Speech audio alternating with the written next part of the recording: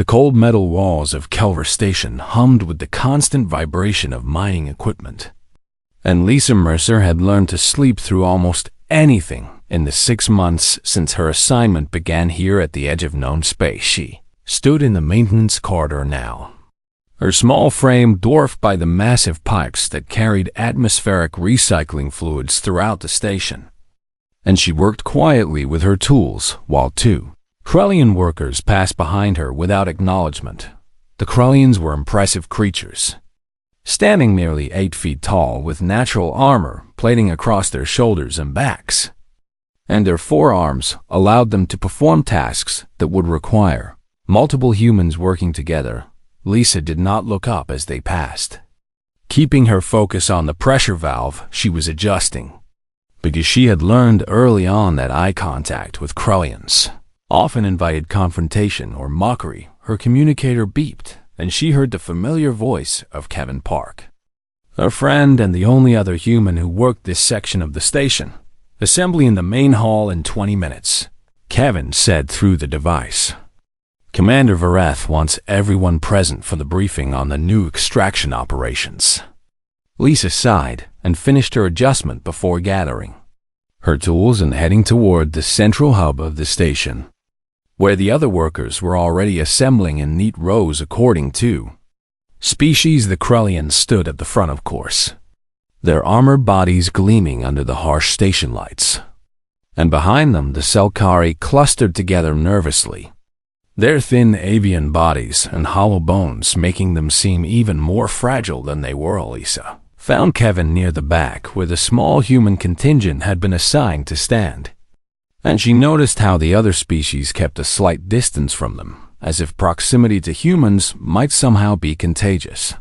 Another day in paradise, Kevin whispered with a small smile, and Lisa appreciated his attempt at humor, even though neither of them felt much like laughing. Commander Voreth entered the hall, and the assembled workers fell silent immediately, because the Krellian commander demanded respect through his sheer presence alone. He was larger than the others of his kind, his armor plating darker and thicker from years of service in harsh environments. And when he spoke, his voice carried the weight of absolute authority.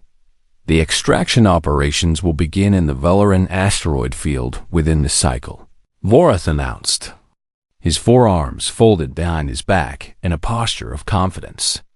This field contains rare minerals essential to Dominion expansion, and we will harvest them regardless of the challenges involved. He paused, and his eyes scanned the assembled workers before stopping on the human contingent at the back of the hall. I am required by Galactic Union Treaty to acknowledge all species' contributions to this station, Voreth continued, and Lisa felt her stomach tighten at his tone. Our human workers provide atmospheric maintenance and medical support services. A low rumble of laughter passed through the Krellian ranks, and Torek, the commander's second-in-command, stepped forward with amusement dancing in his dark eyes. Perhaps we should outfit the humans with protective cushioning, Torek suggested loudly. Their glass bones might shatter if they encounter any actual work. More laughter followed, and Lisa kept her expression neutral. Even his anger burned in her chest because she had heard variations of this mockery every day. Since arriving on this station, the humans will remain in safe sections during extraction, Voreth declared. We cannot afford to waste resources protecting creatures who break so easily. Kevin shifted beside her, and Lisa could feel his frustration matching her own. But she placed a subtle hand on his arm to keep him from speaking out. The briefing continued with technical details about the asteroid field and the specialized equipment that would be needed. And Lisa listened carefully because her atmospheric systems would need to compensate for any hull stress during the binge operation. When the assembly ended, the workers dispersed, and Lisa made her way toward the maintenance section while Kevin walked beside her in frustrated silence. I work construction back on Earth, Lisa finally said when they were alone in the corridor. I still work on buildings over 100 stories tall. Kevin looked at her with surprise, because she rarely spoke about her life before the space program. "You climbed steel beams hundreds of feet in the air?" he asked, and Lisa nodded without slowing her pace. "Wind and rain and nothing but my grip between me and the ground far below," she replied. "But here I am fixing pipes while they laugh about how fragile humans are." Kevin shook his head in disbelief and said, "They think all humans are the same. Weak and soft and useless for anything except tasks that require small hands and patience. Let them think what they want," Lisa answered, though her voice carried an edge that suggested she did not entirely believe her own words. They reached the maintenance hub and Lisa began preparing for her next shift, while Kevin headed toward the medical bay where his own duties waited. She worked alone for the next several hours, adjusting systems and monitoring pressure levels and recording data that the Krellians would never bother to review because they considered such work beneath their attention. The station lights dimmed to signal the artificial night cycle, and Lisa finally set down her tools and made her way toward the small quarters she shared with Kevin and two other human workers. She was halfway there when the alarm began. The sound cut through the station like a blade, sharp and urgent and immediately terrifying. And Lisa froze for just a moment before her training kicked in, and she began moving toward the nearest information terminal. The screen displayed the threat in stark red, symbols that needed no translation. An uncharted asteroid fragment had entered their sector on a collision course with Kelver Station, and impact was estimated in less than 15 minutes. Lisa watched the trajectory projection and felt cold certainty settle in her bones, because the fragment would strike the lower mining deck, the section where dozens of workers were currently stationed. For the night shift, she began running toward the central hub as emergency protocols activated throughout the station and Krellian voices shouted orders through the communication system. The galaxy was about to learn something about humans that the Krellians had never bothered to discover, and Lisa Mercer was about to become the teacher, whether anyone wanted the lesson or not. She did not know yet that everything was about to change, but she could feel it in her blood, that ancient human instinct that whispered warnings of danger and demanded action. In response, the station shuddered around her as she ran, and somewhere below, the clock was counting down toward disaster. The impact came before Lisa reached the central hub, and the force of it threw her against the corridor wall with enough strength to drive the air from her lungs. She grabbed a support beam and held on as the station groaned and shuddered around her, metal screaming against metal as sections of the lower deck collapsed under the devastating glow. Emergency lights flickered to life as the main power grid stuttered, and Lisa pushed herself upright and continued moving even though her shoulder ached from the impact with the wall. The central hub was chaos when she arrived, with Krellians shouting orders and Selkari workers huddled together in obvious terror and alarms blaring from every direction at once. Commander Vorath stood at the command console with Torek beside him, both of them studying damage reports that scrolled across multiple screens in harsh red text. "Seal sections 14 through 22, Vorath commanded, his voice cutting through the noise with practiced authority. "Begin evacuation of all non-essential personnel to the upper decks." Lisa pushed through the crowd until she could see the damage reports for herself, and what she saw made her blood run cold. The lower mining deck had taken the direct hit, and emergency bulkheads had slammed down to prevent complete decompression. But dozens of workers were now trapped in sections with failing life support and compromised hull integrity. She spotted Kevin across the hub and made her way toward him as he worked frantically in a medical station preparing emergency supplies. "The atmospheric systems in the sealed sections are failing," Lisa said urgently. I can see it on the readouts, and those workers have maybe 20 minutes of breathable air. If we do nothing, Kevin's face was pale as he nodded and said, I already tried to tell them, but Varath has ordered all rescue attempts suspended until structural integrity can be confirmed. That could take hours. Lisa replied, her voice rising with frustration. Those people will be dead long before then. She turned and pushed her way toward the command console, where Varath was directing the evacuation with cold efficiency. Commander, Lisa called out, and several Krellians turned to look at her with expressions of annoyance and dismissal. The workers in the sealed sections need immediate rescue, and I can reach them through the maintenance shafts.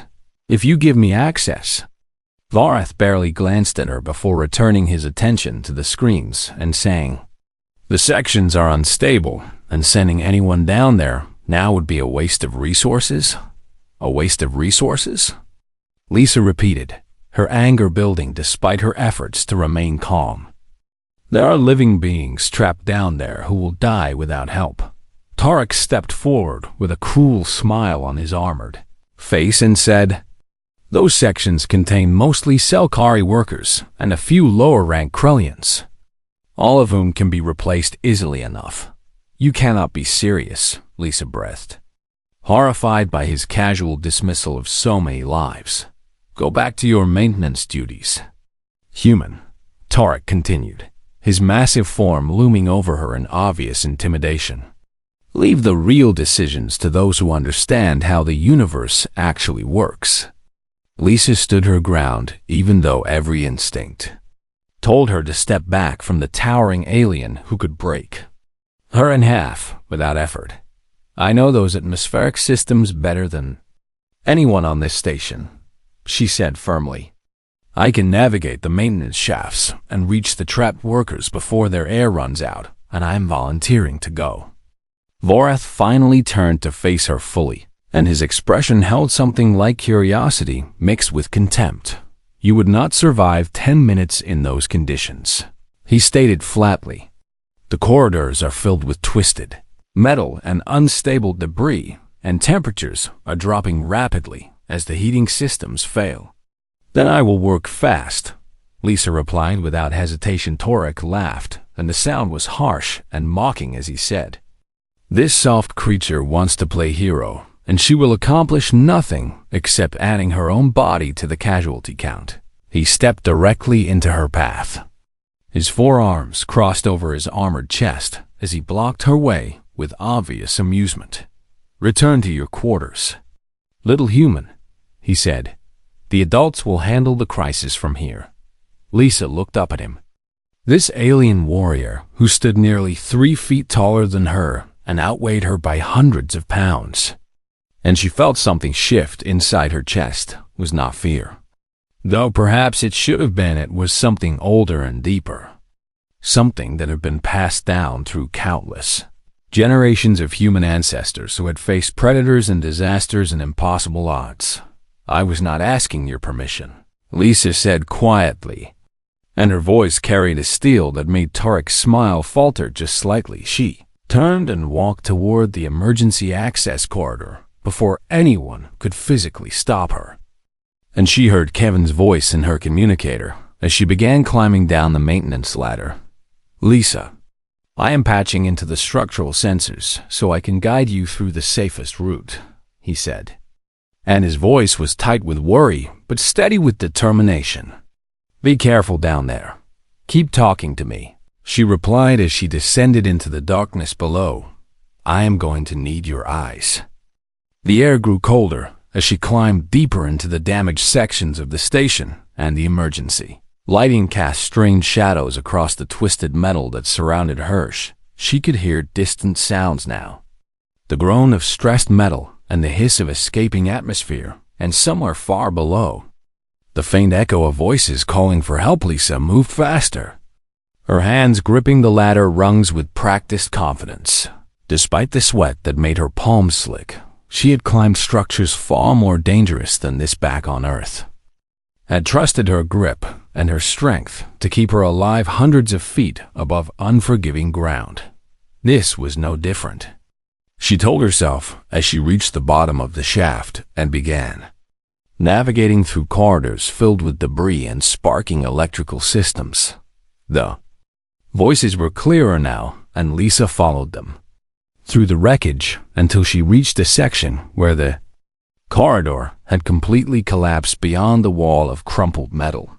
Plating, she could hear someone crying, a high, thin sound of terror that cut through her heart. "Kevin, I found them," she said into her communicator.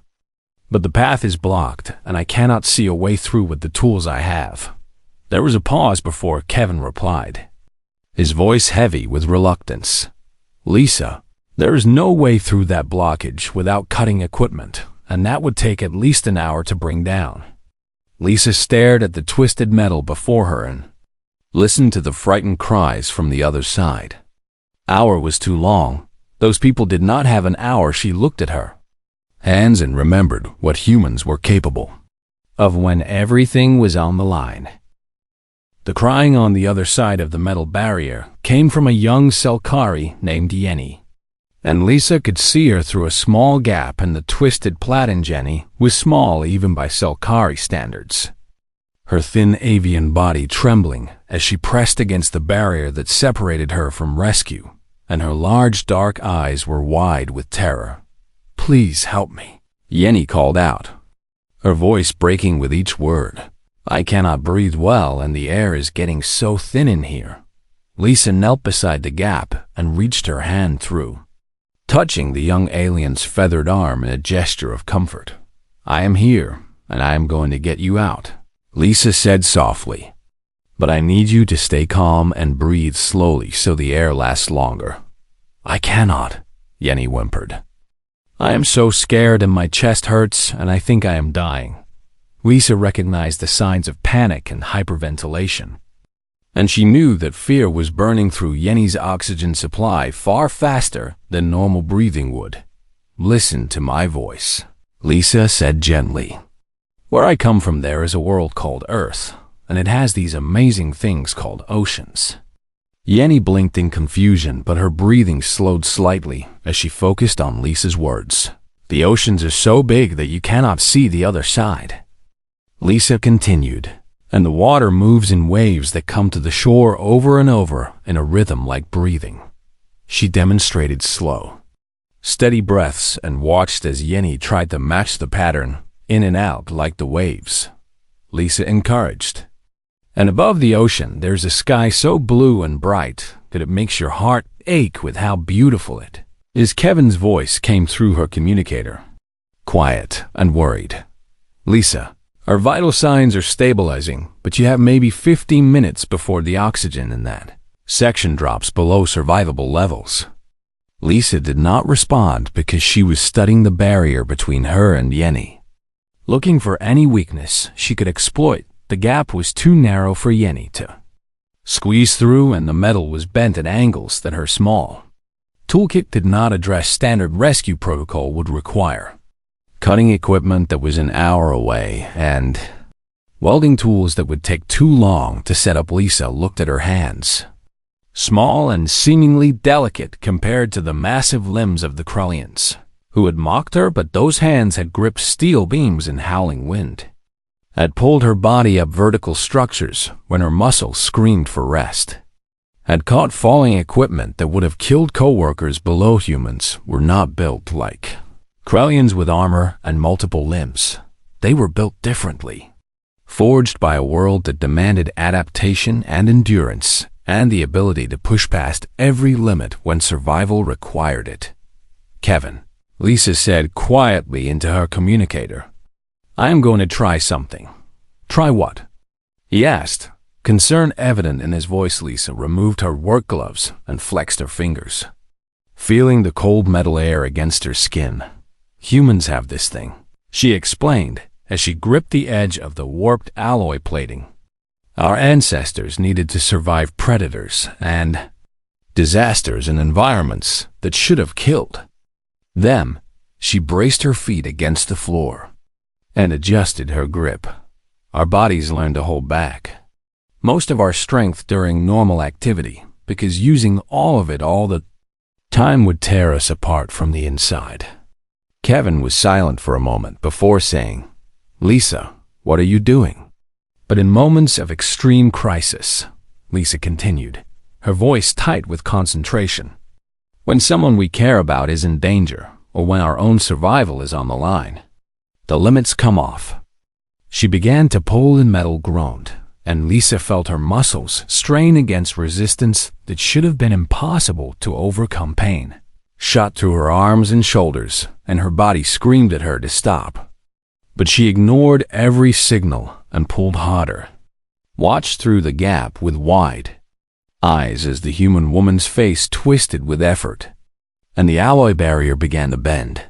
"That is impossible," the young Selkari whispered, but Lisa was not listening anymore because she had gone somewhere deep inside herself, to that place where humans had always gone when the odds were against them. She thought about her brother who had died in an industrial accident.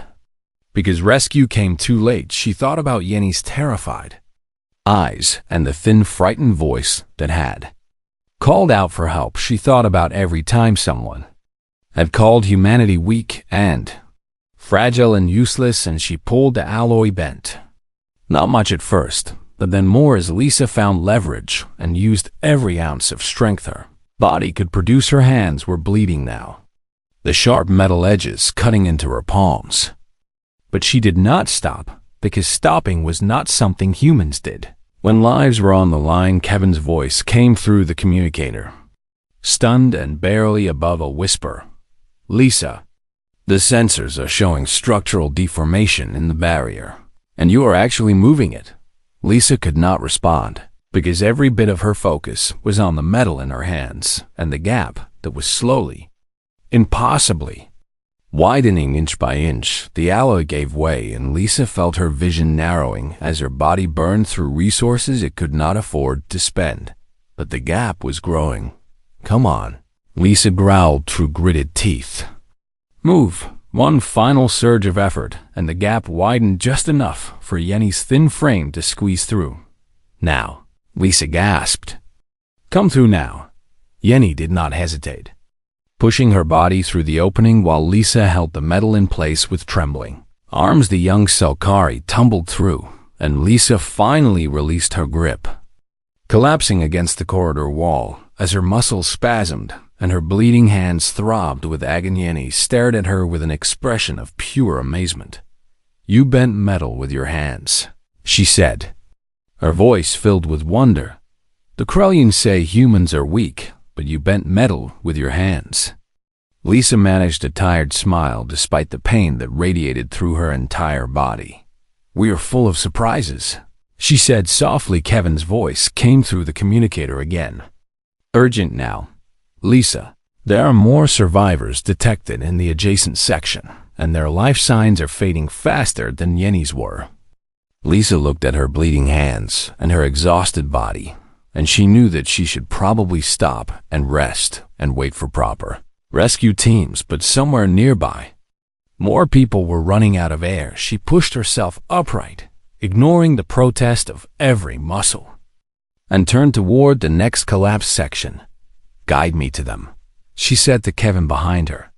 Yenny stared at the bent alloy with its bloody handprints and understood that she had just witnessed something the galaxy had never truly seen before: a human pushed beyond all limits and refusing to stop. Lisa moved through the wreckage with Yenny following close behind, and every step sent fresh waves of pain through her exhausted body. Her hands were wrapped in strips torn from her uniform, crude bandages that were already soaking through with blood. But she could not afford to think about that now. Kevin's voice guided her through the maze of collapsed corridors and sparking electrical systems, his tone steady despite the fear she could hear underneath. "2 Krellian workers are trapped in Section 17, he reported. The debris collapsed around them, but their armor protected them from the initial impact." Lisa almost laughed at the irony of Krellians needing rescue from a human. But she did not have the energy for laughter. She found them exactly where Kevin said they would be. 2 massive armored aliens pinned beneath a fallen support beam that had wedged against the wall at an angle. They stared at her with expressions of pure confusion as she approached. "You are the human." From the assembly, one of them said, his voice rough with pain. The one Torek mocked, "I am." Lisa replied simply, already assessing the debris around them. "And I am here to get you out." The second Krellian shifted and winced at the movement. "Our own people did not come for us," he said bitterly. "They sealed the sections and left us to die." Lisa did not respond to that because there was nothing she could say that would make it better. Instead, she studied the beam that pinned them and realized that it was not as heavy as it appeared. The impact having cracked it in several places, she could not move it with raw strength the way she had bent the alloy barrier. But she could use the station's damaged systems to help. "Kevin, is there still power to the emergency release systems in this section?"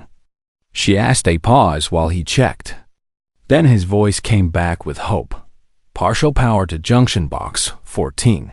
And if you can reroute it to the hydraulic lift in the floor plating, you might be able to create enough force to shift the beam." Lisa nodded and moved to the wall panel. Prying it open with her bleeding fingers and studying the wiring inside, this was her world. The systems and circuits that kept stations like this running. And she knew them better than any Krellian would ever bother to learn. She worked quickly, connecting wires and rerouting power while Yenny watched with fascination and the trapped Krellians stared in silence. "Brace yourselves," Lisa warned as she made the final connection. The hydraulic lift groaned to life, pushing upward against the fallen beam with enough force to shift it several inches. The Krellians pulled themselves free and stood on unsteady legs. Their armor dented and scratched, but their bodies intact. One of them looked down at Lisa. This tiny human who had crawled through hell to save aliens, who had never shown her an ounce of respect. "Why?" he asked. Simple Lisa met his eyes and said, "Because you needed help, and I could give it." She turned and continued moving before. Either Krellian could respond because there were more survivors somewhere ahead and time was running out. Kevin reported that the station's command center was now monitoring her progress through the damaged sections, tracking her vital signs and her location as she navigated deeper into the wreckage. "Tarek keeps saying the sensors must be malfunctioning," Kevin told her, his voice carrying a hint of grim satisfaction. "He cannot believe a human is doing what you are doing." "Let him watch," Lisa replied. Climbing over a pile of twisted metal that blocked her path, she found 3 more Selkari workers huddled in a storage compartment, their thin bodies pressed together for warmth as the heating systems failed around them.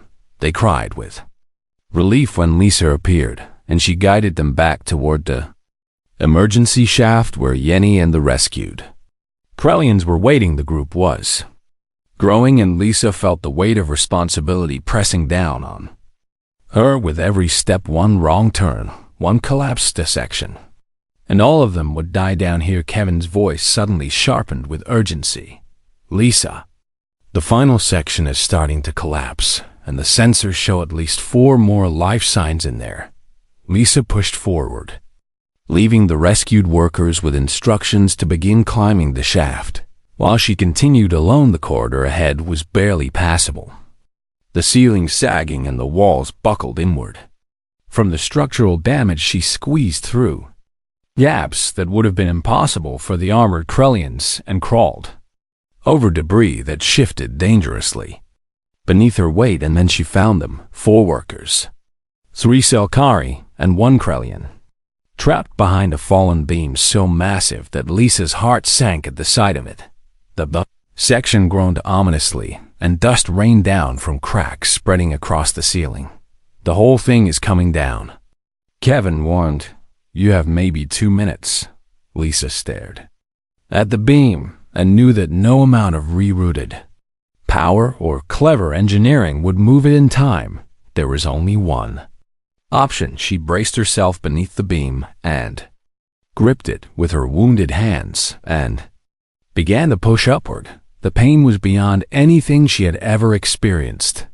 Her muscles tearing and her bones creaking under pressure.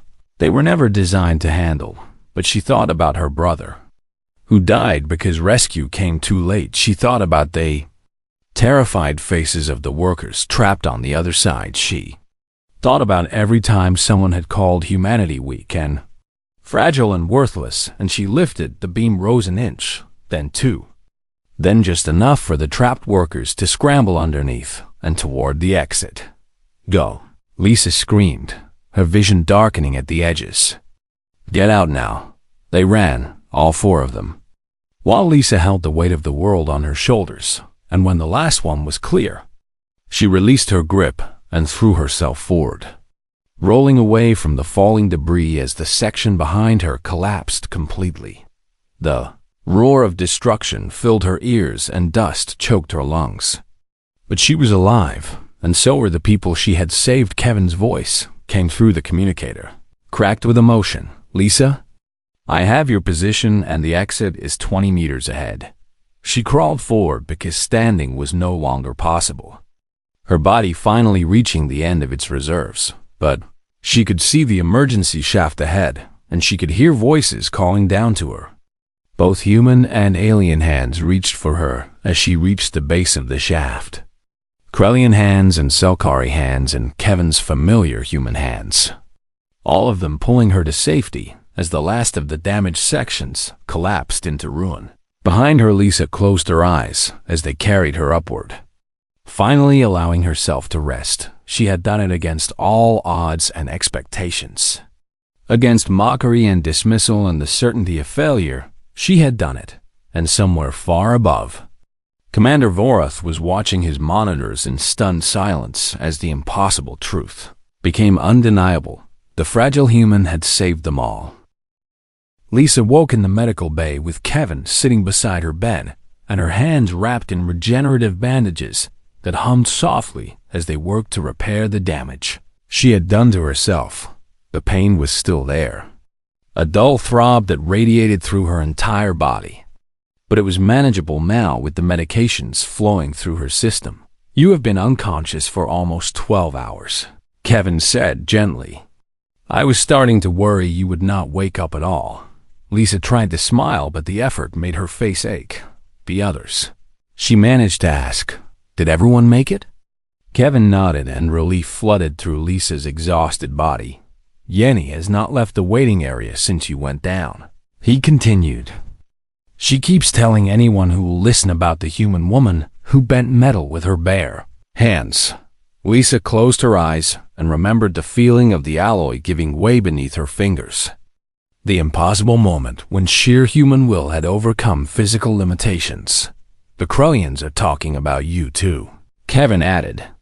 "The ones you rescued from Section 17 have been telling their version of events to anyone who will listen, and the story is spreading through the entire station." Before Lisa could respond, the medical bay door opened and Commander Vorath entered with Torek following close. Behind, the two Krellians approached her bed, and Lisa forced herself to meet their eyes despite the vulnerability of her position. Vorath stood in silence for a long moment, his expression unreadable. And then he spoke. "I have reviewed the sensor recordings from the damaged sections, and I have interviewed every survivor you rescued during the crisis." He paused, and something shifted in his dark eyes. Something Lisa had never seen there before.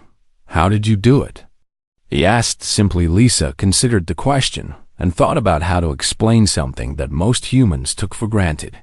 "We are not fragile," she said finally, her voice rough but steady.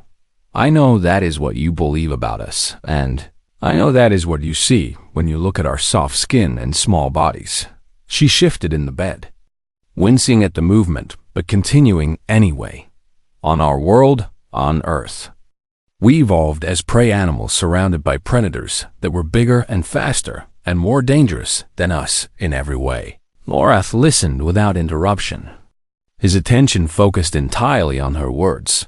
"We should have gone extinct 100 times over, but we did not because we adapted," Lisa continued. "Our bodies learned to store strength in reserve. to hide our true capabilities until the moment we needed them most. She looked down at her bandaged hands and remembered the feeling of the alloy bending beneath her grip. We call it hysterical strength or survival instinct, or a dozen other names, but it all comes down to the same thing, she said. When humans are pushed to our limits, when the people we care about are in danger, we can become something more than what our bodies should allow. She met Varath's eyes again. You look at us and see weakness, but what you are actually seeing is compression, she explained. All that strength and will and stubborn refusal to give up, packed into a small frame and waiting for the moment it needs to be released. Torek shifted uncomfortably, and Lisa turned her attention to him. You asked me what humans call what I did, she said. Remembering his mocking words from the assembly that felt like a lifetime ago, she managed a small smile despite the pain. We call it stubbornness, she said. We call it being human. Torek was silent for a moment, and then he performed a gesture Lisa had never seen from a Krullian before. Pressing two of his four fists together over his chest and lowering his head slightly. It is a sign of deep respect, Kevin whispered. Usually only given to warriors who have proven themselves in battle. Torek met Lisa's eyes and said, I was wrong about your kind, and I will not make that mistake again. He turned and left the medical bay without another word. But his acknowledgement meant more than any formal apology could have. Commander Varath remained, and his expression had softened in ways that seemed almost alien on his harsh features. Your actions saved 19 lives, he said. Krellian and Salkari alike, species that had given you no reason to risk yourself for them. Lisa thought about the question he was really asking. Where I come from? We have a saying, she replied. It goes something like this. The measure of who we are is what we do when we think no one is watching. She paused and added, but there is another truth underneath that one, which is that humans will run into burning buildings to save strangers, because we cannot stand to see others suffer when we have the power to help. Varath considered her words for a long moment. We believed your species was included in galactic operations as a diplomatic courtesy, he admitted. A fragile addition meant to satisfy treaty requirements rather than contribute anything of real value. He straightened to his full, impressive height. That assessment was wrong, and it will be corrected, he said.